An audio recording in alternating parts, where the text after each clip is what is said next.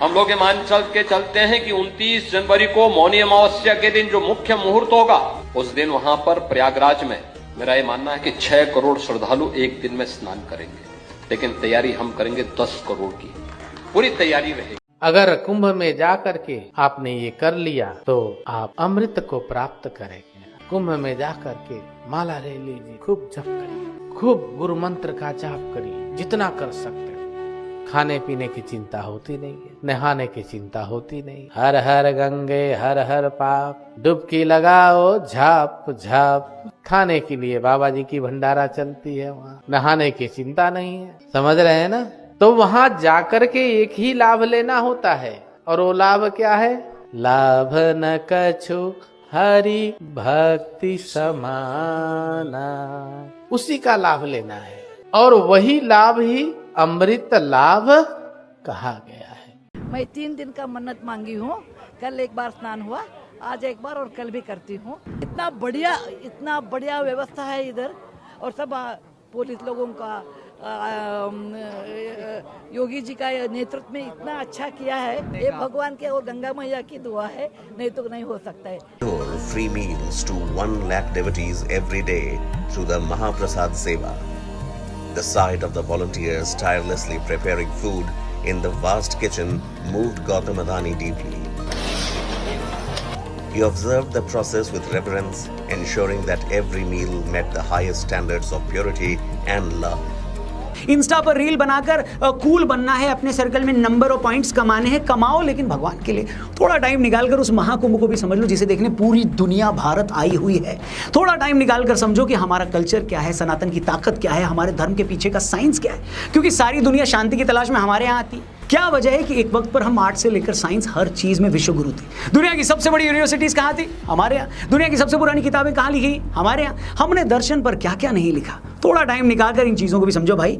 नमस्कार दोस्तों, प्रयागराज में महाकुंभ चल रहा है। महाकुंभ में अब मौनी अमावस्या का स्नान आने वाला है। 6 करोड़ लोगों के आने की उम्मीद है, लेकिन योगी जी का कहना है कि 10 करोड़ की तैयारी हम करेंगे। तो दोस्तों, ये कितना बड़ा नंबर है, 10 करोड़ लोग। आप समझ सकते हैं, दिल्ली मुंबई की पूरी आबादी भी इतनी नहीं है। एक ही दिन में इतनी बड़ी संख्या में लोग एक ही जगह स्नान करेंगे, और ये एक वर्ल्ड रिकॉर्ड होगा। एक तरफ जहां महाकुंभ में साधु संत आम व्यक्ति पहुंच रहे हैं, आम लोग जा रहे हैं, वहीं बड़े बड़े लोग भी आ रहे हैं, क्योंकि ये महाकुंभ 144 साल में हो रहा है और कोई इसको छोड़ना नहीं चाहता। सब जानते हैं कि भाई जो मौका उन्हें मिल रहा है वो उनकी पिछली 3 पीढ़ी में किसी को नहीं मिला था, और आगे आने वाली 3 पीढ़ी में भी किसी को नहीं मिलेगा। दुनिया के इतने अमीर आदमियों से एक गौतम अडानी वहां पे भंडारे का खाना बना रहे हैं। सुधा मूर्ति जी वहां पे कल्पवास कर रही हैं 3 दिन का, और इसी तरह से लाखों लोग आ रहे हैं। देखिए दोस्तों, क्या बात है, सनातन धर्म में कोई किसी की जात नहीं पूछ रहा है। आपके बराबर में जो इंसान स्नान कर रहा है, भंडारे में जो इंसान आपके बराबर में बैठ के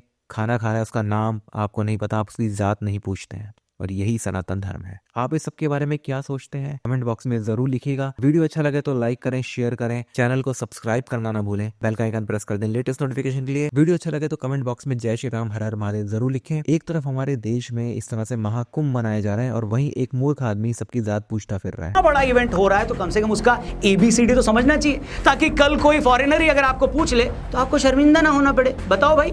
तो कल्प को आप ऐसे समझ लें कि जैसे हम इंसानों का टाइम कैलकुलेट करने का तरीका है, उसी तरह देवताओं की भी अपनी काल गणना होती है, और जैसे देवताओं की काल गणना होती है, उसी तरह ब्रह्मा विष्णु महेश की भी काल गणना होती है। जब हम इंसानों के 360 दिन होते हैं तो देवताओं का 1 दिन होता है। जब देवताओं के 360 दिन होते हैं तो ब्रह्मा जी का 1 क्षण होता है। और सुनिए, जब हम मनुष्यों के 4,32,000 साल होते हैं तो उसे कलयुग कहा जाता है। कलयुग का 2 गुना समय द्वापर का होता है, द्वापर का 2 गुना टाइम त्रेता युग का होता है, और त्रेता युग का 2 गुना समय सतयुग का कहा जाता है। और जब ये चारों युग 1000 बार बीत जाते हैं तो ब्रह्मा जी का 1 दिन होता है, और उसे ही कल्प कहा जाता है। अब हमारे पुराणों में मान्यता है कि कोई इंसान अगर कुंभ के समय पौष की पूर्णिमा से माघ की पूर्णिमा तक अगर 1 महीने का कल्पवास करे तो इस 1 महीने में उसे इतना पुण्य मिलता है जो ब्रह्मा जी के 1 कल्प के बराबर होता है।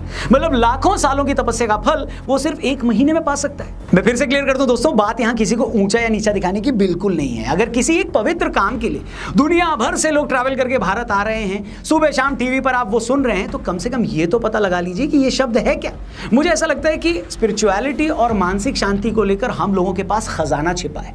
ऐसा ट्रेजर है जिसे देखने के लिए दुनिया भर से लोग यहाँ आते हैं, तप करते हैं ताकि वो भी अपने कर्म में सुधार कर सकें। और एक हम लोग हैं जो उस खजाने के ऊपर बैठे हैं और हमें पता ही नहीं कि हमारे पास है क्या। मतलब कोल्ड प्ले के कॉन्सर्ट में जाकर अगर इंस्टा पर रील डालने से आपको अपने सर्कल में वैलिडेशन मिलता है, आप बड़े कूल बनते हैं, तो आप क्या करते हो, एक टिकट के लिए, होटल बुकिंग के लिए 10-10 लाख रुपए तक खर्च कर सकते हो। लेकिन जिस महाकुंभ में स्नान करने से आपकी जिंदगी के पाप धुलते हैं, उसके बारे में जानना तक आपको गवारा नहीं है। ये क्या है? मुझे देखकर हैरानी होती है दोस्तों कि इंस्टाग्रामर्स और यूट्यूबर्स ने तो महाकुंभ में रायता फैला ही रखा है। मेन स्ट्रीम मीडिया के सेक्शन ने भी महाकुंभ को एक एंटरटेनमेंट इवेंट बनाकर रखा है।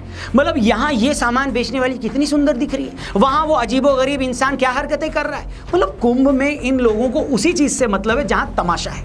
लेकिन महाकुंभ में आकर लोगों को किस भाव से आना चाहिए, कैसे डुबकी लगानी है, उसकी एक विधि है, इस बारे में कोई बात ही नहीं कर रहा है। और बात क्या करेंगे, बेचारे खुद भी इस बारे में शायद नहीं जानते। और ये बात मैं पूरी विनम्रता से कह रहा हूं, बिल्कुल कम ही लोग जानते हैं कि कुंभ में जाने से 3 दिन पहले से आपको ब्रह्मचर्य का पालन करना होता है, सात्विक भोजन करना होता है, स्नान करते वक्त आपको नाभि तक उतरना होता है, फिर अपने दाहिने हाथ में पानी लेना होता है और उसके बाद सूर्यदेव की तरफ मुख करके आचमन करना होता है। स्नान करने के दौरान आपको अपने बदन को रगड़ना नहीं होता। आप डुबकी लेने से पहले अपने शरीर को बालू से रगड़ सकते हैं। और आपको अगर डुबकी भी लेनी है तो आप अपनी श्रद्धा के हिसाब से 3, 5, 7 या 12 बार डुबकी ले सकते हैं। और डुबकी लगाने से पहले जो भी आपका संकल्प है वो संकल्प भी जरूर ले। स्नान के बाद फूलों या नारियल को गंगा में प्रवाहित नहीं करना होता, बल्कि उसे घाट के किनारे पर रखना होता है। स्नान के बाद आपको साफ कपड़े पहनने होते हैं। और एक बात और, स्नान के बाद आपको दान जरूर करना होता है। अगर आप किसी धर्मशाला में रुके हैं तो वहां दान कर दें, किसी पंडाल में खा रहे हैं तो वहां अपने सामर्थ्य के हिसाब से दक्षिणा दे दें। हो सकता है इनमें से कुछ बातें आपको पता हो, लेकिन ये सारी बातें इतनी डिटेल में यहां इसलिए बता रहा हूं कि जब आप महाकुंभ में स्नान के लिए, डुबकी के लिए गए हो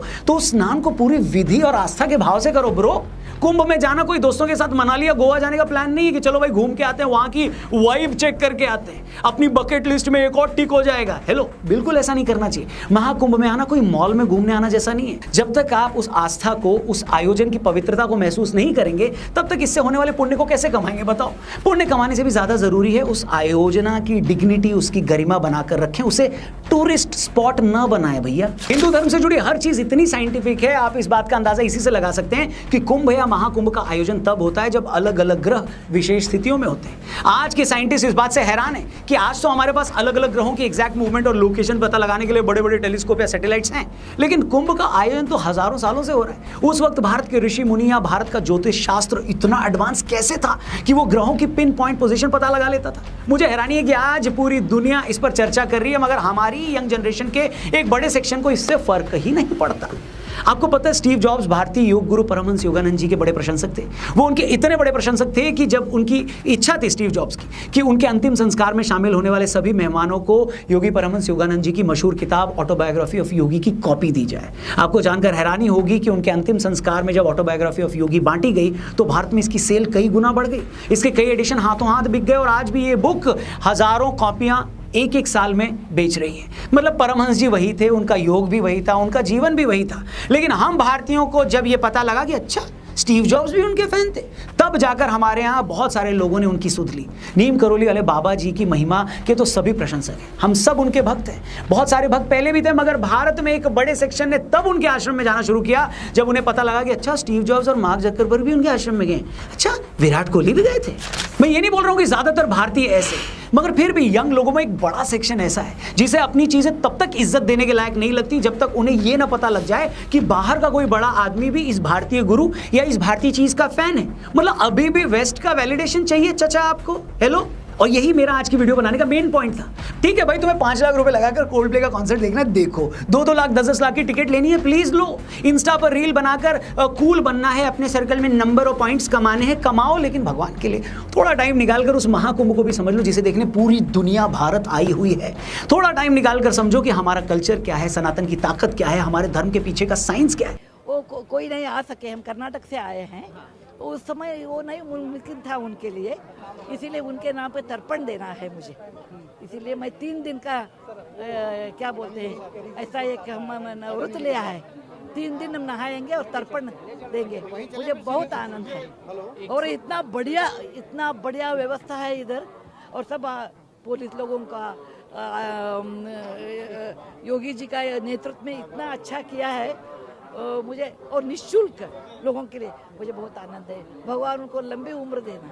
144 साल बाद ये महाकुंभ लग रहा है और ये पावन पुनीत अवसर आपको मिल रहा है स्नान करने ये का। भगवान के और गंगा मैया की दुआ है, नहीं तो नहीं हो सकता। The sight of the volunteers tirelessly preparing food in the vast kitchen moved Gautam Adani deeply. He observed the process with reverence, ensuring that every meal met the highest standards of purity and love. He also participated in the meal preparation process. For Gautam Adani, this wasn't just about feeding the body, it was a spiritual practice. He had earlier said